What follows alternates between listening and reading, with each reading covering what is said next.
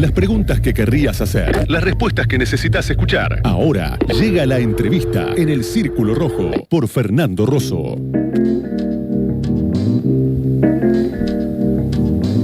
Hasta que se conocieron hoy los números de pobreza, la agenda la agenda nacional estaba copada por los incendios que tuvieron lugar y que tienen lugar todavía. De eso vamos a conversar un poco ahora, en la provincia de Córdoba. Hechos que son en general recurrentes para esta altura del año, siempre es un debate y eso es lo que queremos conversar con nuestro entrevistado, que dicen, bueno, esto siempre se produce más o menos por la sequía, porque faltan lluvias, fenómeno natural, no es tanta responsabilidad de la política pública, mientras obviamente hay otras versiones que plantean que son intencionales, porque después hay muchos proyectos, ya sea inmobiliarios o de otro tipo, que quieren ocupar esas zonas y para eso se hacen estos trabajitos, digamos, ¿no?, que terminan en estas catástrofes. Guillermo Folguera es biólogo y filósofo, también es investigador del CONICET y profesor de la UBA, integra el grupo Ciencias, Ambientes y Territorios del CONICET y el grupo de Filosofía de la Biología de la UBA. Además participa del colectivo que hace el programa radial Después de la Deriva en FM La Tribu. Escribió libros como Veneno y La ciencia sin freno, de cómo el poder subordina el conocimiento y transforma nuestras vidas. Está en comunicación con nosotros Guillermo para charlar un poco de esto. Guillermo, te saluda Fernando Rosso y el equipo del Círculo Rojo. ¿Cómo estás? Fernando y equipo, ¿cómo andan? ¿Bien? Bien, gracias por atendernos. Placer. La primera pregunta es un poco, sobre estos acontecimientos que estaban pasando en Córdoba, si tenés una idea de cómo está la situación en este momento. Y yo hablé con gente viví varios años en Córdoba, entonces hablé con varias gente y algunas personas hablaban de que la magnitud de esto, en relación a otros incendios que son recurrentes en la provincia en determinados momentos del año, fue mucho mayor. ¿Qué visión tenés vos? Mirá, no estoy en Córdoba, viajo en 2 semanas para allá, con lo cual me cuesta muchísimo hablar con esa precisión, así como exactamente los causales materiales involucrados. Por lo que están contando, efectivamente es muy grave, y es muy grave la predicción, ¿no? Se viene varios meses, un verano largo, seco y caluroso, con lo cual todo parece empeorar. Claro, y ¿cómo viste en principio las respuestas del gobierno nacional y el gobierno provincial?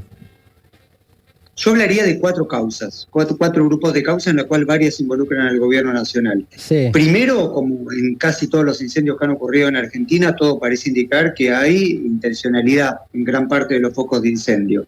Y en esa intencionalidad, en general, en el caso de Córdoba, se juegan 2 grandes grupos que son negocios inmobiliarios y agronegocios. Insisto, acá habrá que chequear efectivamente quiénes están, quién no, claro, pero toda la información que tengo de contactos está involucrado. Después estamos hablando de ecosistemas muy frágiles. Es un tema muy importante porque ubica, más allá de lo que pasó en diciembre con el triunfo de Milei, que agravó todo esto, involucra estos problemas hace décadas, cada vez más serios. Entonces, ahí tenemos como que ser muy claros que los problemas ambientales solo se resuelven en el tiempo y se resuelven con los años y no se han hecho trabajo en ese sentido. El tercer punto, que involucra directamente al gobierno nacional y al gobierno provincial, tiene que ver con la falta de prevención y mitigación. No hay recursos destinados. Hablás con las brigadas, hablás con los bomberos y hay un nivel de precarización brutal. Y el cuarto, que también involucra al gobierno nacional, es una agenda mundial que está reconociendo la crisis climática y situaciones en cambio en las precipitaciones y en las temperaturas, y un gobierno nacional que juega una agenda negacionista al límite de la estupidez. Entonces, entendida sus 4, es un escenario muy preocupante. Están escuchando a Guillermo Folguera, él es biólogo y filósofo, estamos hablando es investigador del CONICET, y estamos hablando de las causas y el marco más general de lo que vimos estos días en la provincia de Córdoba. ¿Pablo? Sí, Guillermo, buenas noches, te saluda Pablo Anino. ¿Cómo va, Pablo? Bien, te quería preguntar, los incendios se repiten una y otra vez, parece que no se puede hacer nada. ¿Cómo ves las responsabilidades, sobre todo desde el punto de vista, independientemente de este hecho reciente, las responsabilidades empresarias, las responsabilidades de los negocios en términos más genéricos, digamos, sobre lo que ocurre en Córdoba y en el resto del país? Bueno, voy a ser absolutamente directo acá. Primero, si a mí me preguntan, los primeros responsables tienen que ver con los gobiernos provinciales y nacionales. ¿Por qué nacional?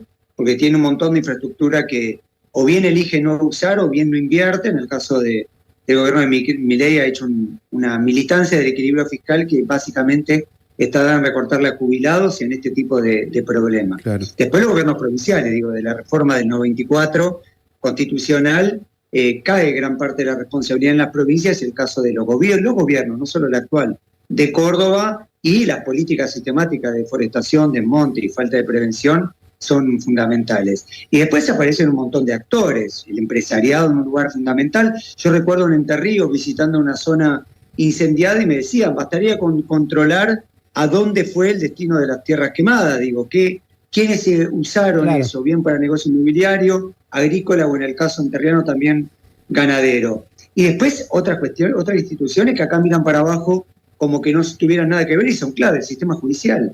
¿Dónde está el sistema judicial en Argentina? ¿Qué pez gordo todo esto que mira para otro lado? Y después una imagen, no deja de ser una imagen, pero es qué significa llenar de camiones hidrantes para una marcha de jubilados y no tener infraestructura básica para resolver el fuego. Digo, es una crisis de las instituciones argentinas, es una crisis del Estado argentino que le da la espalda a las brigadas en este caso y que mira beneplácitamente a las grandes corporaciones o a empresarios locales argentinos. Claro. Te quería preguntar también en términos más genéricos, la problemática ambiental excede los incendios.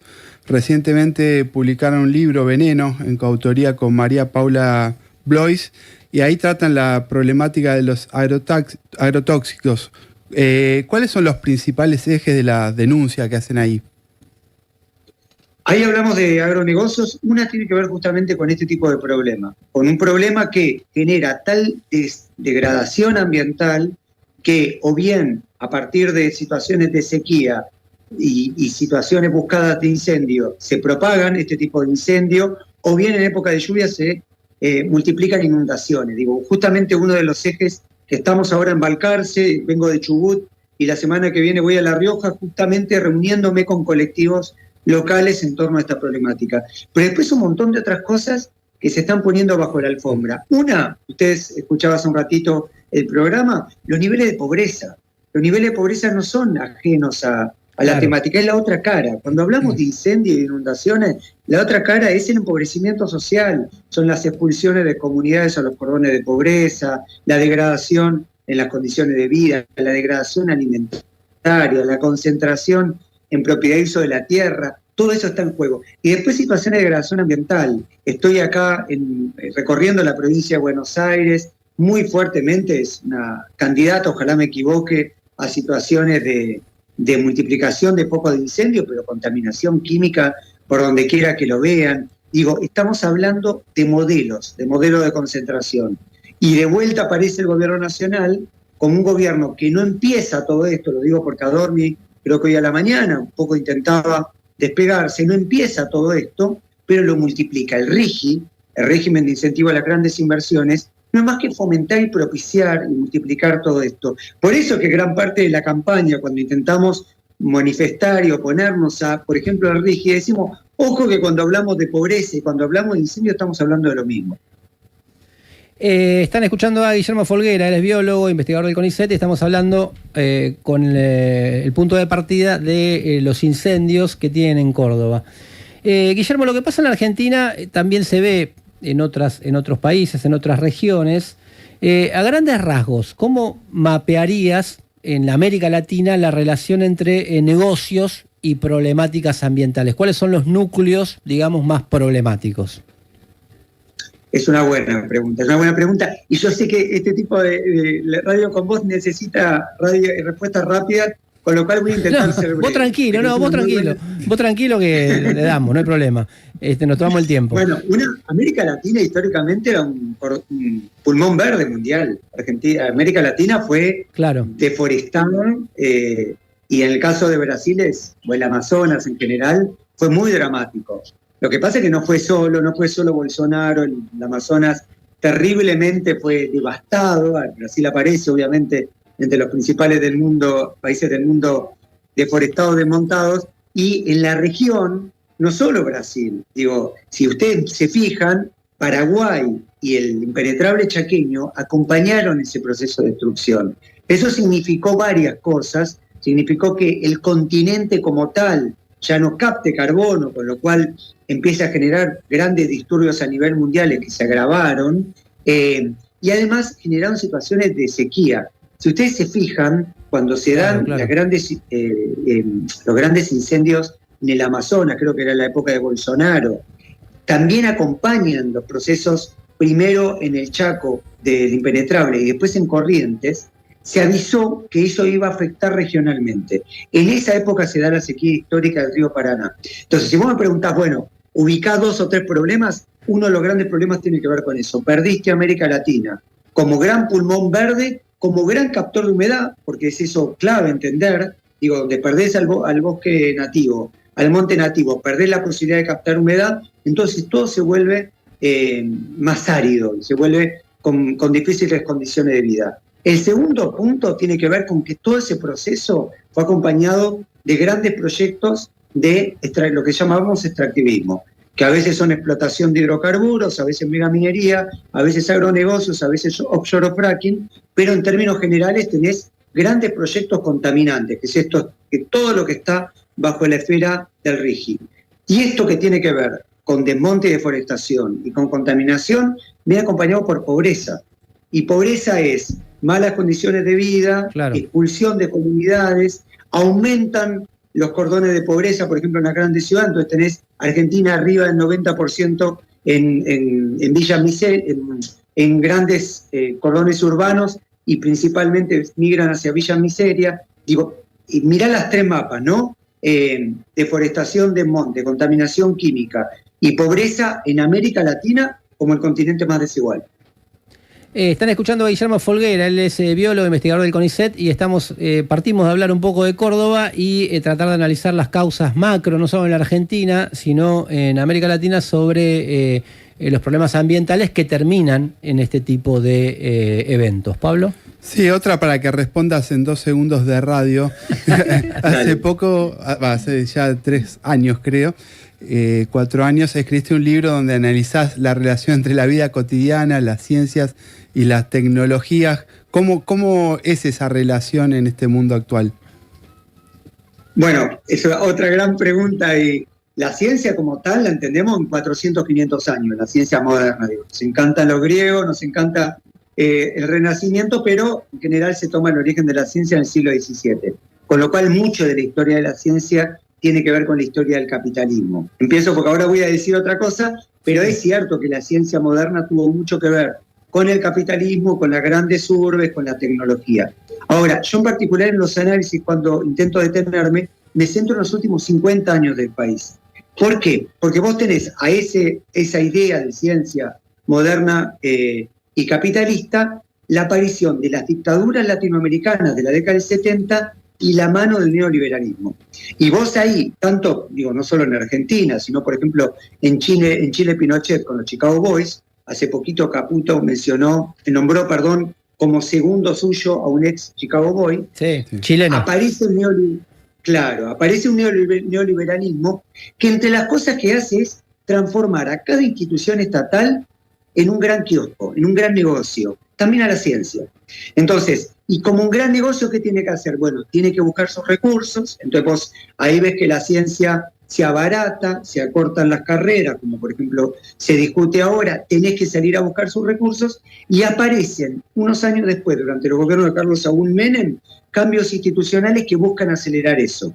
Fíjense, tienen una díada, dictadura, democracia, pero en un mismo sentido. Y en la década del 90 se da algo clave para todo lo que hablamos, que son los convenios público-privados. Tenés instituciones estatales que acuerdan con instituciones privadas, con empresas. Y tenés el acuerdo Chevron-YPF para Vaca Muerta, tenés el trigo HB4 entre Bioceres, la Universidad Nacional del Litoral y CONICET, tenés acuerdos entre Porta Hermanos en Córdoba y la Universidad Nacional de Córdoba, acuerdos, por ejemplo, en la facultad donde yo trabajo con Shell, entre la UBA, FSN y Shell.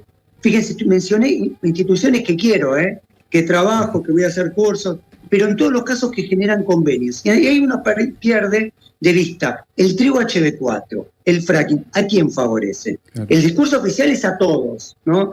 Bueno, la verdad es que no favorece a todos. Si yo me digo, ¿qué pasó con el trigo HB4? Favoreció a Hugo Sigman, a Groboco Patel y a Huergo, del Grupo Clarín, pero no favoreció a los argentinos. Vemos niveles de pobreza. Bueno, eso con todo.